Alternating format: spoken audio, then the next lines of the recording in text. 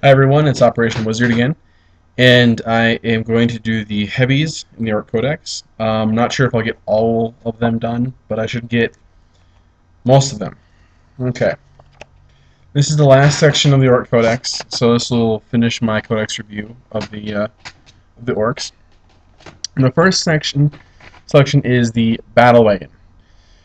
Now, the Battlewagon is your premier heavy transport. It can do pretty much anything you design it for. I'm not going to say it's my favorite heavy, but it is probably one of the most useful ones. Front armor 14 was one of the biggest draws. You can it's not fast, but it's open top, so you can get it across the board in 2 turns and charge out of it. Uh, and it's probably going to live through usually like 1 or 2 turns of shooting because the front 14 side 12. It's kind of hard to actually take down. Um, there's basically two variants that like pretty much the big lines is if you take a kill cannon or not. If you don't take a kill cannon, you can fit up to 20 models in it, or 10 mega armor knobs in it, mega armor models. If you take a kill cannon, the capacity is reduced down to 12 models or 6 mega armor models. Now, the big thing about why you take a kill cannon is it's basically a little bit weaker snub-nosed battle cannon. Um, it is a strength 7 AP3 large blast ordnance, 24 inches shorter range. And so pretty much, do you want a tank or do you want a transport? Um, I actually like mine as being a transport because while truck boy squads are nice, being able to have 20 guys come across the board is a big difference. There's a ton of other upgrades you can give them. You can give them pretty much any of the vehicle upgrades possible, including a couple unique ones like Arcase, which makes it not open topped, which isn't that bad if you actually want it to be a main battle tank. There's Death Roller, which there's lots of controversy about the Death Roller. It's whenever you tank shock a unit, it does D6 strength 10 hits. So the question is does that work against vehicles? So far, the answer has been no, but I've been in contact with some groups that say yes, you can do that to vehicles, which then makes the Death Roller your Land Raider killer. Um, it can take, like I said, the kill cannon, and it can also take an additional big gun. You can take a cannon, which is like a strength 8 shot, or I think you can frag it. Basically, it's like a rocket launcher. You can take a lava, which is a gas weapon, um, which isn't that bad. And then you take a zap gun, which is a variable strength AP2 gun. On top of that, you can take 4 of the following: big shooters and rocket launchers. So you can actually get, the kill cannon, the big gun, and then 4 of the support weapons on there. And so you can get a lot of guns. Now, when I run mine, I usually run them relatively cheap because they're just transports. So I take the additional little weapons, like the big shooters. I throw a couple of them on there just to stop the weapon destroyed becoming a mobilized result. That's about it. I've seen people take all sorts of battle wagons.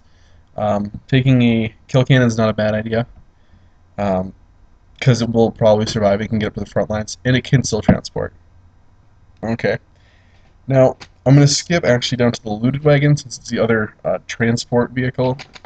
And the thing about the looted wagon is it's got a rhino body.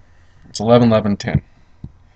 It can transport 12 models like a truck, but it's not fast, so it's basically an open top rhino at that point.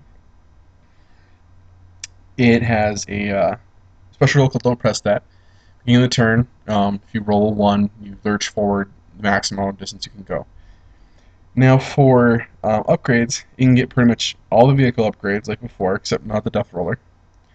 And they can take one of the following: Boom Gun or Scorcha. Boom Gun is actually basically a battle cannon. It's only 36 inches, but same stats otherwise. And the Scorcha, that's flamethrower off the top, and it's cheap. It's cheap. That's one thing to consider. I won't tell you the points, but by the Codex. And then you can take 2 of the following: big shooter, rocket launcher. So you can get decent little amount of guns on it too. You can get 1 main gun and then 2 sides.